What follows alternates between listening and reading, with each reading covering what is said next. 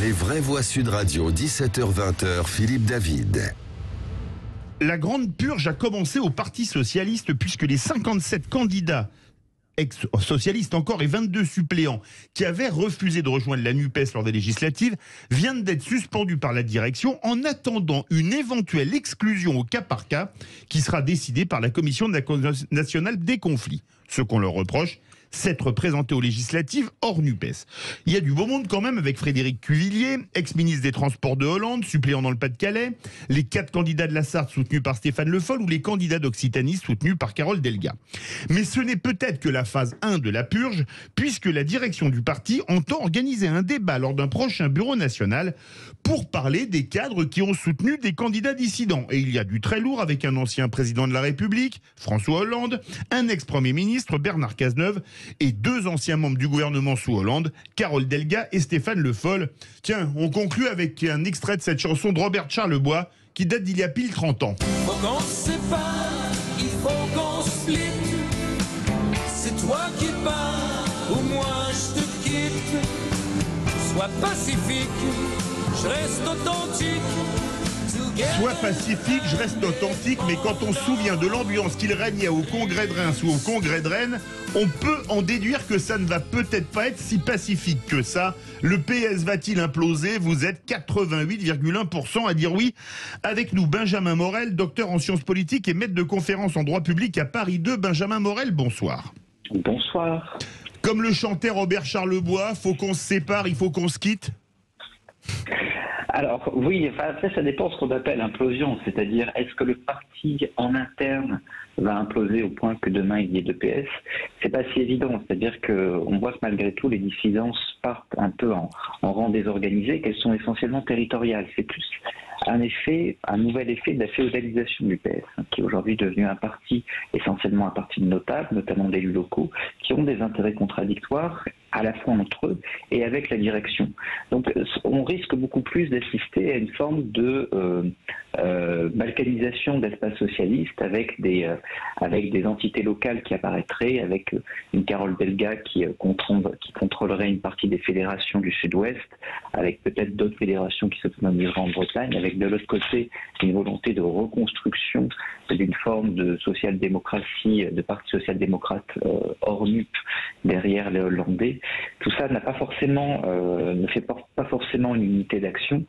En revanche, du coup, la purge, entre guillemets, si on veut la qualifier comme ça, permettrait de tenir pour la direction beaucoup plus fortement que ce qu'il resterait du Parti socialiste. Philippe Bilger, qui n'est pas le plus socialiste des vraies voix aujourd'hui. Non, mais en fait, je considère que cette volonté de purge est un aveu de faiblesse, parce qu'au fond, c'est un parti en déliquescence qui a besoin de trouver des prétextes périphériques pour laisser apparaître une sorte de rigueur qui est complètement ridicule compte tenu de sa situation.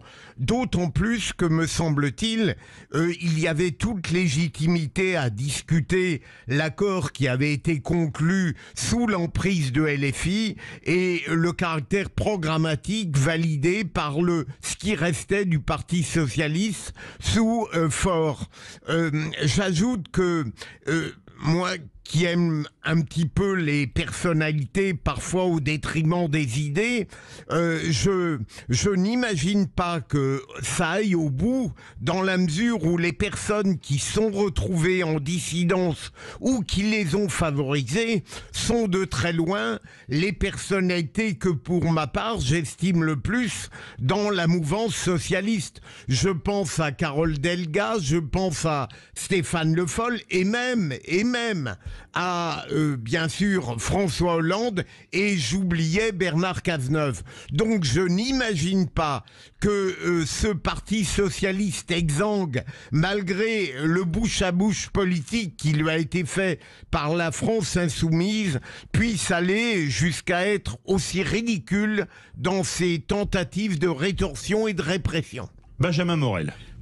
Mais il faut bien comprendre que pour le Parti socialiste, aujourd'hui, il n'y a pas de bonne solution. C'est-à-dire que si jamais vous ne faites pas, entre guillemets, le ménage par rapport aux dissidences, vous acter le fait qu'en réalité, il n'y a plus de direction au sein du parti et que ce parti est devenu un peu à l'instar du parti radical de gauche ou du parti radical tout court pendant des décennies et des décennies, une forme de conglomérat d'élus locaux qui font un peu ce qu'ils veulent chacun de leur côté avec une direction nationale extrêmement faible qui n'a plus réellement de volonté d'exercer le pouvoir au niveau national. Le Parti socialiste tel qu'il existait ces dernières années, un parti attrape-tout qui en fait capitalisait sur une seule chose à travers les différences idéologiques qui était le fait qu'il était le véhicule pour la gauche qui pouvait lui permettre d'arriver au pouvoir et que donc malgré les divergences, il fallait s'allier derrière son panache blanc pour pouvoir l'emporter. Ça aujourd'hui ça apparaît terminé. Donc l'option parti radical est aujourd'hui une partie des élus locaux, ce que porte une partie des élus locaux. De l'autre côté, il y a la volonté de se resituer sur un paysage national qui implique du coup une clarification idéologique extrêmement nette, ce qui implique pour une direction nationale eh bien d'avoir l'ensemble des manettes. Or, avec cette structure aujourd'hui qui est celle du PS, elle n'a pas toutes ces manettes, d'où probablement en effet cette volonté un peu de purge. Après, le problème évidemment, c'est que purger est une chose, certes, mais encore faut-il savoir où l'on va. Or aujourd'hui, il n'est pas évident que le PS lui-même sache où il va. Lydia Guirousse. Je pense que le PS va terminer comme ces petits partis qu'on a au niveau du centre, que ce soit le Parti radical de gauche ou le Parti radical valoisien, à savoir un parti d'appoint pour une force politique un peu plus importante et qui va négocier quelques sièges, quelques circonscriptions pour garder les élus qui sont déjà installés. Ça va devenir un parti de notables, ça l'est déjà, et un parti d'entre-soi. Et je trouve qu'Olivier Faure commet en fait une erreur stratégique en essayant de faire preuve un peu comme ça d'autorité. Et il se comporte un peu en autocrate dans ce parti qui n'est pas en très très bonne santé et qui s'est soumis à la France insoumise.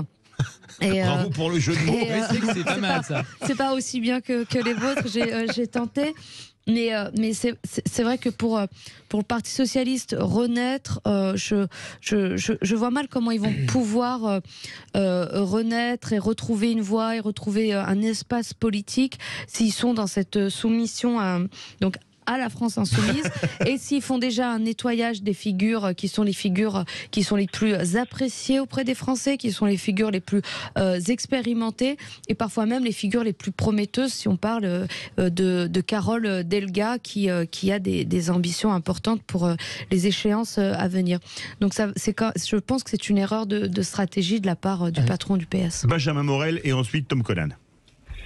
C'est difficile à dire pour l'instant parce qu'en réalité on a un paysage politique qui est encore, on l'a déjà commenté dans cette émission, mais excessivement fluide. On a un électorat qui est extrêmement fluide et qui plus est, on a un électorat social-démocrate qui est aujourd'hui encore en partie capté par Emmanuel Macron. Or on sait qu'Emmanuel Macron ne peut pas se représenter en 2027. La question c'est qu'est-ce qui se passe pour cet électorat?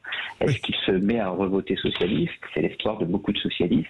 Est-ce qu'il se trouve un nouveau véhicule politique et idéologique? C'est loin d'être évident. Donc aujourd'hui, il y a des velléités de sauver un petit peu les meubles avec des stratégies différentes pour les sauver, le temps que cet électorat redevienne, se relibère entre guillemets en 2027. Et la NUP est une façon de conserver pour le Parti socialiste une base, notamment à l'Assemblée nationale, les financements qui vont avec, qui sont extrêmement importants, le temps que cette mauvaise période, entre guillemets, se passe. Évidemment, c'est un pari qui est assez risqué, et c'est un pari qui, pour être remporté, passe par un travail de fond, passe par un travail idéologique qui, pour l'instant, n'a pas été mené. Tom Conan. Ouais, alors moi, vous savez, j'ai souvent l'esprit mal placé. Donc je sais pas. Ça nous avait pas échappé, ça. Voilà. Donc on va pas échapper à la règle. Mais donc je sais pas qui est soumis, insoumis, qui s'est fait castrer, donc qui pratique le BDSM, etc. En tout cas, ce qui est certain, c'est effectivement le Parti socialiste a vraiment loupé le coche idéologique depuis plusieurs années, ça c'est certain. Et ce coche-là a été pris par NUPES, en tout cas par LFI, etc. Ça c'est certain. Quoi qu'on pense de leurs idées sur les questions sociales, les questions de commerce international, les questions écologiques, etc., ils sont quand même, je vais pas dire à l'avant-garde, en tout cas, ils ont compris vraiment les différents enjeux. Encore une fois, quels que soient les avis qu'on ait sur ces nouvelles approches-là. Et ils ont pris vraiment à bras le corps avec des personnalités assez charismatiques, et y compris des choses. Moi, j'aime bien, vous savez, le niveau un peu zéro de la pop culture, par exemple YouTube, la chaîne YouTube de Mélenchon. Je suis désolé, je parle même pas du personnage. C'est pas un puits de savoir, mais en tout cas, c'est vraiment un nid de connaissances pour l'ensemble de ces nouvelles approches. Encore une fois, qu'on les aime ou qu'on les aime pas.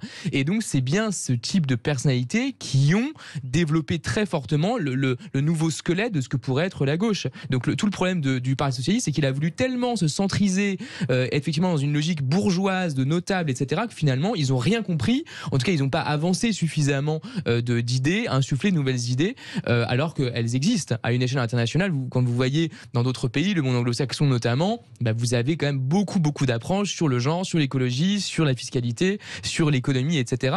Et on ne sait pas ce qu'ils font, en fait. Et pourtant, ils ont largement le cerveau pour fonctionner, parce qu'il y a beaucoup de notables du PS qui sont ultra formés, ultra diplômés, etc. Mais ils n'ont pas voulu faire ce taf-là. Je ne sais pas pourquoi. Sur la politique, je reste répondre Benjamin Morel. Sur le BDSM, c'est Philippe Bilgère qui va vous répondre parce qu'il a une grande expertise dans ce domaine. Magnifique. Benjamin Morel. Oui, je me garde bien de répondre à cet aspect. BDSM, c'est le bondage, c'est le fait de se mettre des cordes. Je pourrais vous faire une démonstration. Peut-être pour la chaîne YouTube de Sud Radio, éventuellement. D'accord. Patrick Roger, si nous entend. Mais Tom, vous avez le temps de distraire un peu de temps du bondage pour venir à Sud Radio? Ah, mais moi j'ai toujours le temps pour le bondage.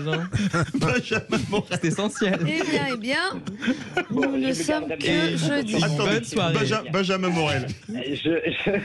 Non, mais il faut comprendre que, en fait, ce qui est vu comme une faiblesse aujourd'hui pour le Parti socialiste a longtemps été un avantage. C'est-à-dire que les partis attrapent tout, et c'est la même chose pour LR, pour la droite, ont comme principal avantage, justement, d'avoir un logiciel qui est un logiciel extrêmement fou, parce que ça vous permet de parler à plusieurs électorats et d'avoir un argument massue qui est de dire si la droite va arriver au pouvoir, si la gauche va arriver au pouvoir, il n'y a qu'une solution, c'est nous. Mais si jamais vous avez un logiciel trop défini, trop, entre guillemets, clivant, vous risquez de perdre des électeurs.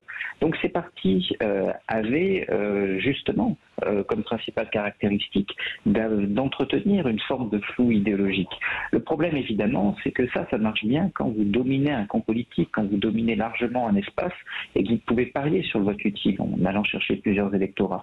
Le jour où vous devenez un parti de seconde zone, ou en tout cas un parti n'ayant pas de vocation majoritaire, et bien tout d'un coup, on se pose la question, est-ce que vous pouvez arriver au pouvoir? La réponse est non.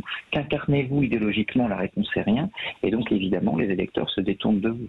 Donc il faut tout d'un coup faire ce que vous n'avez pas fait pendant des années, ce que vous n'aviez pas intérêt de faire, et pourquoi vous n'êtes pas organisé pour le faire, c'est-à-dire construire un logiciel, trouver un espace politique.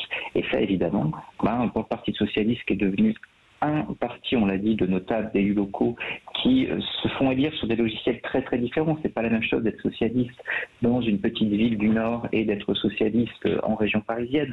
Donc c'est pas du tout le même logiciel, c'est pas du tout le même électorat, etc. Donc vous défendez des trucs complètement contradictoires. Donc faire ce travail-là aujourd'hui, c'est excessivement compliqué, pour ne pas dire impossible. Excusez-moi, mais tant vous, mon cher Benjamin Morel, que Lydia Guirousse m'avait inspiré quelque chose quand Lydia... Pourquoi vous me regardez comme ça? Parce que je suis inquiète, je me demande ce que vous allez dire. Ambiance électrique sur le plateau. Le PS allait finir comme une force d'appoint, comme le Parti radical de gauche, depuis un certain nombre de décennies. Vous m'avez donné tous les deux, Benjamin et vous, un flash. Est-ce que quelque part, finalement, le devenir du PS, c'est pas d'imploser avec une force d'appoint pour... NUPES, ou vu comment ça s'appellera à l'avenir, et l'autre partie pour LREM, et même chose pour LR, avec une partie qui servira d'appoint à LREM, et l'autre au Rassemblement National.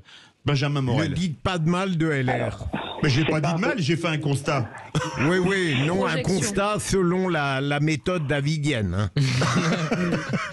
C'est pas impossible, mais je suis même pas sûr qu'ils aient besoin de devenir une force d'appoint. C'est-à-dire que la force, on parlait du Parti radical, la force du Parti radical, c'est en réalité de ne pas vraiment avoir d'existence nationale ou d'avoir une existence nationale relativement limitée. L'important pour un parti d'élus, c'est de tenir les collectivités territoriales, de tenir les baronnies, etc. Or, c'est très, je dirais que vous pouvez éventuellement envoyer quelques votes, etc., histoire d'obtenir des avantages pour votre collectivité, mais c'est très confortable d'être dans l'opposition, parce qu'en fait, la plupart les élections locales tournent au vote sanction contre le gouvernement. Regardez les élections régionales sous Sarkozy, la France passe au rose. Regardez ce qu'il advient des élections régionales sous Hollande, la France passe au bleu. Parce qu'en réalité, généralement, les électeurs se déplacent pour sanctionner le gouvernement. Donc si jamais vous êtes structurellement un parti d'opposition qui ne fâche personne et qui apparaît relativement en adéquation avec la faible participation électorale qui est mobilisée aux élections locales, être dans une opposition, mais dans une opposition sage, tranquille, centriste, tout au cours de votre mandat, c'est la meilleure position que vous pouvez rêver. Tom Collin veut réagir. Moi, à mes yeux, le souci, c'est que effectivement, avec NUPES et malgré tout la progression assez impressionnante de ce mouvement tout jeune, on verra effectivement ce que ça donne par la suite. C'est quand même effectivement malgré tout la perception d'une forme de radicalité, même si avec les différentes nuances qu'il y a à l'intérieur, évidemment, on peut imaginer des prises de position finalement plus modérées à l'avenir. On verra ça. C'est 50 nuances de gauche. Voilà, mais le problème, c'est quand même la perception. Et le problème, c'est que comme les élections, on sait aujourd'hui, elles se gagnent généralement au centre, ce qu'on dit souvent, il faut quand même ramasser pas mal de voix centre-gauche, centre-droit, en tout cas ne pas trop cliver effectivement. Tout le problème, c'est est-ce que la gauche, c'est toujours pareil, c'est cette éternelle question qui revient souvent, mais là qui va revenir de plus en plus, c'est qu'elle sera capable de gagner à nouveau. C'est de la radicalité, effectivement, c'est tentant, bien sûr, mais en même temps, derrière, ça vous éloigne d'un électorat qui serait un peu plus timoré, un petit peu plus frileux sur certains sujets et sur une forme qui serait trop éloignée par rapport au modèle institutionnel actuel. Le mot de la fin, Benjamin Morel, en 1 minute.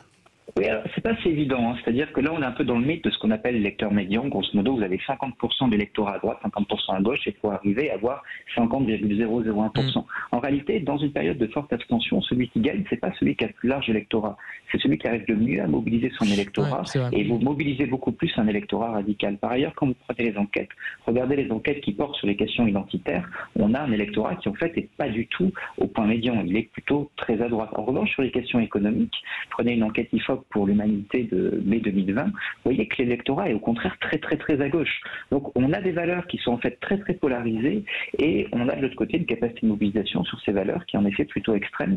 Donc viser le centre aujourd'hui n'est pas forcément une bonne stratégie. Merci beaucoup Benjamin Morel, docteur en sciences politiques et maître de conférences en droit public à Paris 2, verdict sur Twitter. Le PS va-t-il imploser ? Vous êtes 88,9% à dire oui. Ça vous dirait la chronique politique de Philippe Rossi ? On l'attend. Eh bien, c'est parti.